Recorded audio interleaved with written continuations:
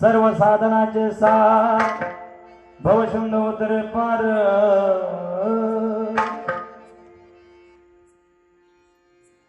सर्व साधनात जर काय सार असं त्या भगवान परमात्म्याचं नाम चिंतने महाराज हो कारण सार जार जार विडवा नाम तुझे सार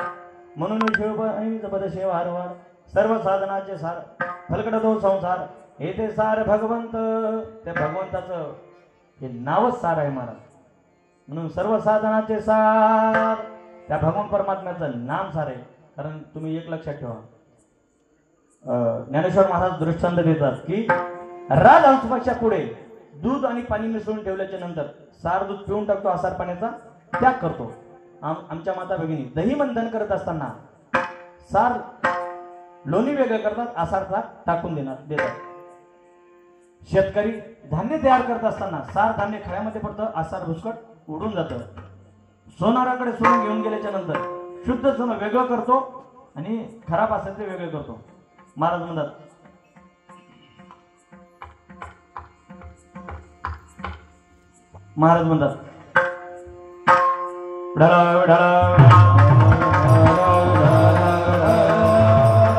तैसे आवडते करणे नन पिचे शिनीला विने तरी विहित बारा कोणे बोले भरी कारण सार देवाचं नाव आहे आणि संसार आसार आहे तुम्हाला एक गोष्ट सांगतो एक लक्षात ठेवा आता एवढी सुज्ञ मंडळी एक प्रश्न विचारतो तुम्हाला बोलत चला भैमुगाच्या शेंगा ट्रपल कसं आहे त्याचं आसार शेंगदाणा सार वा जमला आता खारी ट्रपल कसं आहे वा आठवडी आसार वा बनतात आंबा ट्रपल कसं आहे आसार कोई मधातला रस सार बर वा पेढा ट्रपल कसं आहे पेढा ट्रपलच नसते ना पेढा सगळा सार आहे तसं देवाचं नाव सार आहे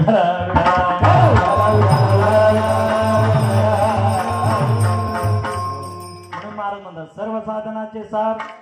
भवशंडोदरे पार त्या भगवान परमात्म्याचं नाव सोपं आहे सुंदर आहे चांगलं आहे सोपं घेण्यासाठी सगळ्यात सोपं आहे याच्या पलीकडे सोपं काय नाही महाराज म्हणले बाबा रे सोपं आहे ना भगवान परमात्म्याचं नाम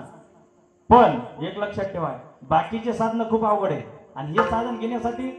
तुम्हाला कुठला अट्टास करायची गरज नाही किंवा आंघोळच केली पाहिजे रामकृष्ण हरी म्हणायला असं काही नियम नाही किंवा काही नाही दुसऱ्या योग याग जे आहेत ना त्याला खूप नियमावली आहे पण याला काही नियम नाही हो म्हणून महाराज म्हणतात बाबा रे योग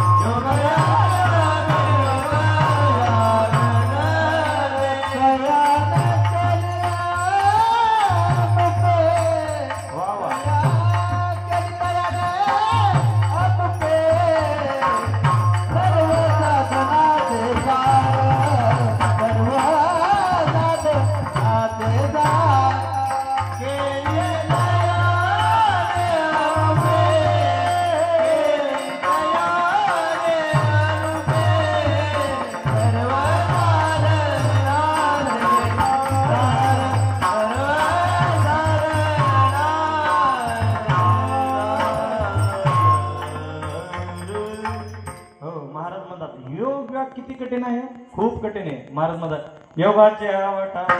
जे निघाले गा सुबटा त्या दुःखाचा चिवाटा भागाला